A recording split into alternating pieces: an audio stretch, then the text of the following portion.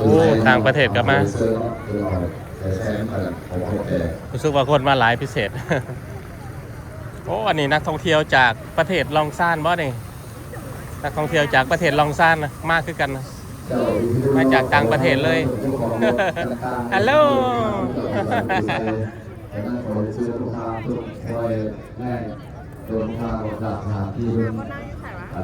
แค่บุตรทันใด6 โมงเลยครับการจุดทุกเนาะฉะนั้นรถเขาจอดอยู่ร้านเขาจุดไฟเขาได้เราต้องเดินยามตรงแล้วออกเขาขอเห็นเชิญเนาะเพราะว่ารถจักรรถในรถน้ำเชื่อต่างๆเนาะบรรยากาศเริ่มคึกคืนเนาะอยู่ที่ประตูไซเนี่ย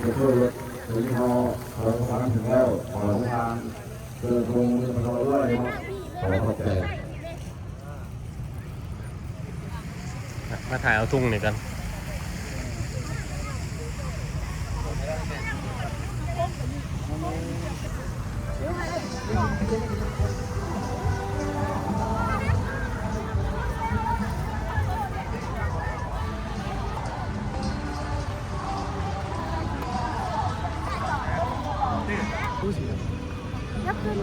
โอ้นักท่องเที่ยวจีนหลายๆนี่หาวนี่เป็นจุดนั่งที่ดีเนาะแถวนี่มันมีบันไดต่างประเทศก็มา2 คนนั่งบันไดเลือกเอาเลยทางนี้ปะนั่งแถวนี้ก็ได้แถวนี้ก็ได้